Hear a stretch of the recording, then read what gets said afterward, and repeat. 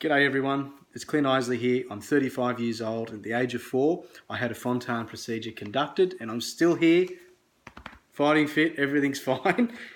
If you've been following me recently, you'll see the 3 other videos that I've been doing and thank you very much for following me as well. The final video on this one is Parenthood and Future. Just before I get to that, I just wanted to thank the people at ANZFAC for allowing me to deliver my message on a vlog that we're doing here. It's something where I really wanted to do personally over the years, of any effect I could help. If I could help one person through any advice that I could give, look, my job is done, and ANZFAC have given me the vehicle to do that. So I guess the reason why I'm saying this is, one, to be grateful and thank you very much for watching, but also if you yourselves have this condition as well, I suggest, and if you feel you want to do something on film, just do it. You know, it's really not hard to buy a little tripod and do it on the phone. It's something that you'll get a lot out of. It's a little confronting. You are opening yourself up to the public, but at the same time, you are in a safe forum, a safe space, because people understand what you have, because 9 times out of 10 they have it too, and if it's not them, it's the clinicians who are watching as well. So yeah, I've gotten a great deal out of it, and if anyone has any further questions they'd like to ask, I'm happy to answer future videos if you need to. I've had a lot of questions come through and I've answered every single one of them as promised, as best I could. I hope I haven't been too blasé, but yeah, happy to do so in the future as well. But I guess we're going to cover off on the 4th and final video, which is this one. And what this is about is parenthood and future. It's a bit scary, parenthood.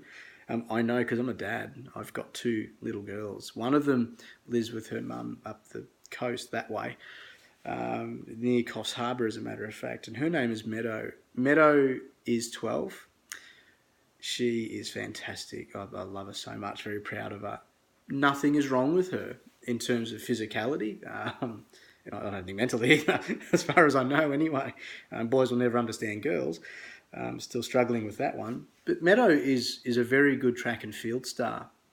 Very good. Better than me. I wasn't very good anyway, but I kept up. But Meadow wins.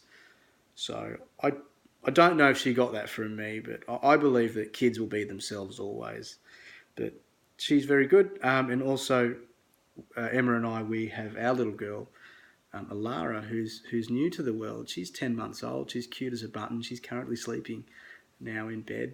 So if you might hear her on this, I do apologise, but if she does squeak, I'll have to respond. But no, she's doing very well as well.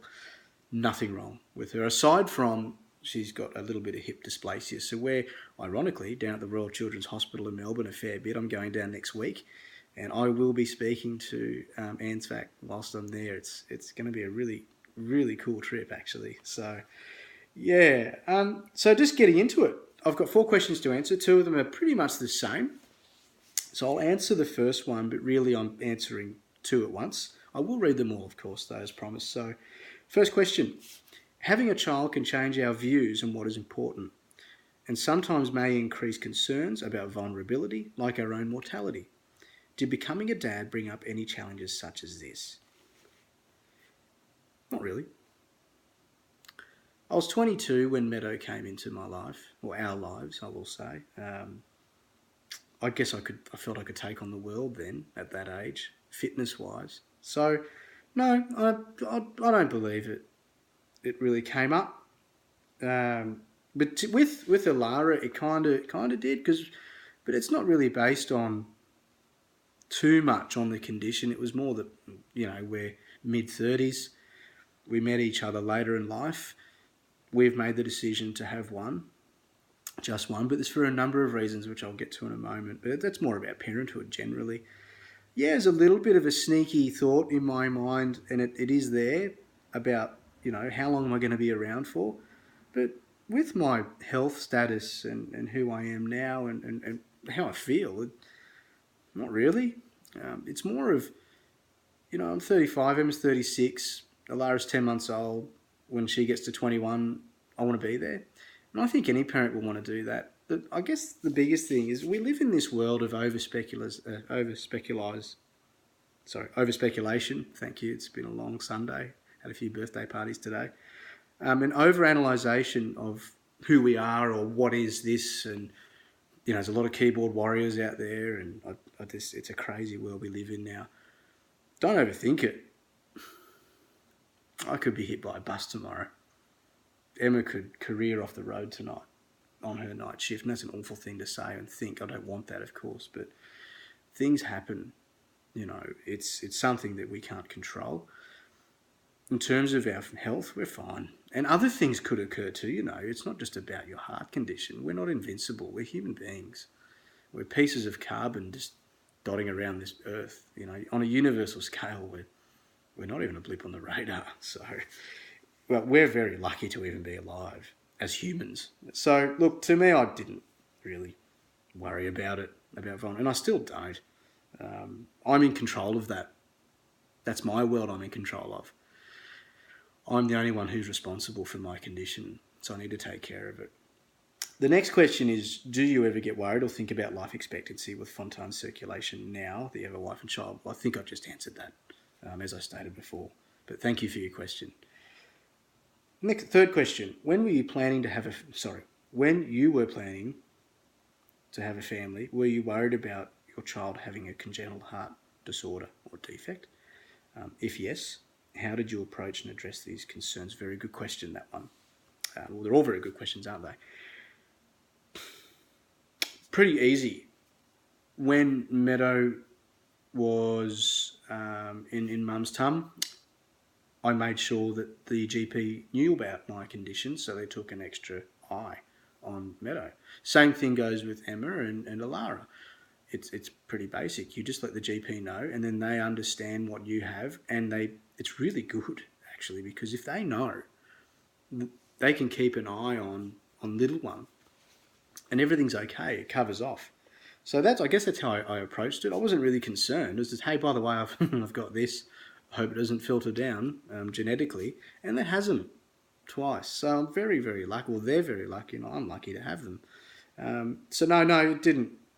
I guess, how do I approach it? That's simply how I did it, in layman's terms. Fourth question. How did you address the possibility of future medical intervention? Is this something you've discussed with your partner? No, I haven't discussed it really. There's been no need to. I've got a condition that is performing very well. So my circulation is performing very well, sorry. No, I didn't really discuss too much of it. I mean, there's been casual conversation. I guess indirectly, Emma has been a part of my trip through congenital heart lane, if you want to call it that. The most positive thing I've done, and I really suggest that if you have this condition and you're watching this now, and I'm talking to you, if you're watching this now and you haven't done anything about, catching up with your cardiologist or willing to go through these tests that they're willing to put you through, just do it, because you can get ahead of the curve. This is like the best thing ever. The best thing I ever did was meet my cardiologist, Rachel. It was good. It was confronting, but that keeps you on the straight and narrow with what you have. You get the right advice. It's delivered to you brutally in a way, but that's how I like to be spoken to. There's no mucking around. So, back to the question, did I discuss with them? Not really, but indirectly, probably, because I tell her everything what happens during the testing stage and data collection. And so I guess that's closing off those 4 questions. But on top of all of that, I just want to really, really hammer home to those people, if you're not going to these functions or these stress tests, or just keeping up with your condition, you might feel a bit down on yourself, and that's okay. But I didn't realise that, well, for years as a kid, growing up, and even through my teenage years, that I thought I was the only Fontani out there. I didn't think I was number one, but I've never met anyone, ever, until I started doing this. And it's a really, really nice, a nice little community from what I understand. I watch Facebook and read posts, and it's good to see other videos, and That's awesome. And I guess why I'm saying this, because I discovered something pretty unique about me, is that I only found out recently that through my cardiologist, she said that I have a particular Fontan, which is called a super Fontan. And I think that's pretty special. Well, they seem to think so. And what super Fontan, from what I understand, is it's the best of the best possibility or result for Fontan. And because I have this super Fontan, it's hard to say. I don't want to put myself on a pedestal. We're all the same. I believe I've got a responsibility to everyone else out there with Fontans to make sure that whatever data is captured from me is analysed and dealt with and compartmentalised correctly to help you or to help future generations. This will keep happening, unfortunately, but it's really cool, and I wouldn't have known that without doing all of this. And Super Fontan, why did that happen? 1, a bloody good surgeon. 2, mental stability from the beginning, just getting your head right in as best you can, and that's guidance from mum. 3, exercise, and if you don't do exercise, just go and do some exercise. And I need to do more. I really do now, and I will be now because this is an accountability meeting, isn't it? So, exercise and sport involvement was directly linked to my Fontan, and I'm really impressed with that. I'm so happy. So, if you're thinking about doing this, just do it. You won't regret it. And if it's bad news, if it's not bad news, but if it's news where you can improve on, at least you know now. So, a couple of things I just want to close off on over these 4 videos. A few things I've written down here, and then I've got something else at the end for the parents. If you look after your condition, it will look after you. Now, I'm not perfect. I'm not perfect at all. But like I said in another video, I do eat a lot of fruits and veggies and salads. I do the occasional dim sim too. But more or less, I'm looking after my condition as best I can. Be active. Don't be a defeatist. Don't play the victim card. And this is hard to hear, but it's not all about you.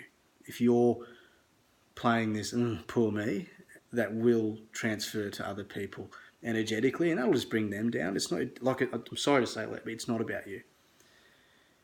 You need to deal with your own condition as best you can. And if you can't, speak to someone. Probably best if you can't speak to family and friends, because I know that can be tricky. It can be tricky at times. Speak to a third party. Speak to someone who's a professional, if you like. That will help you through. I've never personally done it, but geez, I've had a lot of good mates who probably should have gone down the path of, I don't even want to call it psychotherapy or psychology or whatever. Every action has a reaction, even if you do nothing. Very simple. Keep in touch with friends and family, like I said. Find physical hobbies. Now, I like gardening. I'd like to do more of it. I just need more time. Gardening is good. My wife and I are about to start also doing high interval training very soon. I've got a kettlebell staring at me in the corner of the room right now. If you haven't seen kettlebell exercises, YouTube it. It's fun. It's hard, but it's fun. It's a good hobby to get into. Back to gardening. This is just transferred from mum to me. Like I said before, mum made me dig a lot of holes for her garden beds when I was younger, and that's what I do now. I dig a lot of holes in our backyard. We also have another property in the mountains which I mow, and my trusty steed, being the lawnmower, ride-on, breaks down a fair bit. So I've got to mow half an acre, a very undulating half an acre on a river. Sounds very nice, but it's not so great when you've got to do it by hand. I do manage to do it. I don't stop. And I think anyone normally would struggle with that. Make sure to nurture yourself and always just be brave. And I mean be brave. I mean parents, be brave. Fortune will always favour the brave. People with this condition, be brave. Step up to the plate. Smack it right between the eyes. That's the idea. And just closing off to one final thing. And this is really directed at the parents, because I've noticed I've had a lot of questions from parents and a lot of messages from them with their children who are about to undergo Fontan or are going through it now. And it's a really tough time, and look, my thoughts are with you. It's something that is very confronting and it's scary, and look, that's okay to be worried. My mum wrote this very humble diary here, had written in words when I was going through my operation. She took photos, wrote day by day, week by week of the process of what was happening and why she did that. She just wanted to take note of what was going on, for her to reflect, I guess. And also it was good for her sanity. And we don't write enough anymore. Pen to paper is quite rare. So I suggest that you do. And the reason being, I have this book now, and it's the most treasured book I have. I collect, actually, antique books. I've got some books here, and some vintage collections too that are over 150 years old. But this is the one that I save if the house was burning down. And our wedding photos too. I better squeeze that one in there for Emma. It's a very personal book. I can't read any of it to you, of course. It's something that Mum really needed to do. And as a matter of fact, my surgery was on Mother's Day. It's pretty heavy, isn't it? So Mum had written this with the thought of, well, at least I'm doing it to keep myself sane. But also people were telling Mum, or intimating to Mum, that I might not be around for very long. And they were talking days, if not a handful of years. Because they weren't sure, they being the medical society, weren't sure of how this was going to go. So I guess Mum was thinking, well, I better write something down and take photos of the good moments and the bad. And at least she had this.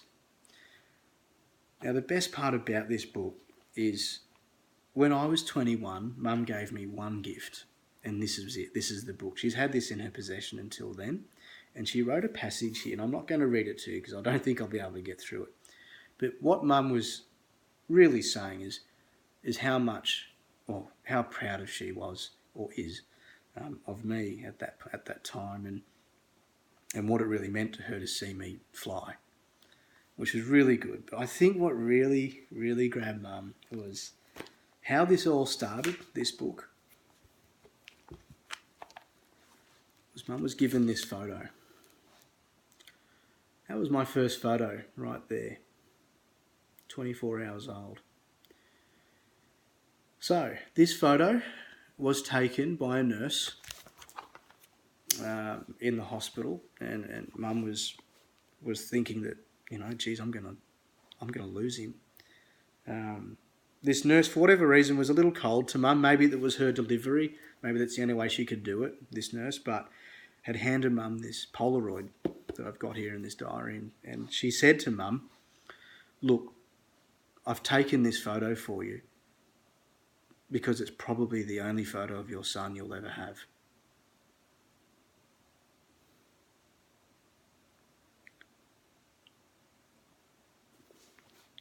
So that's just one of those things where I'm really glad to have this book. I'm really glad to have that photo because Mum and I have hundreds of photos together now.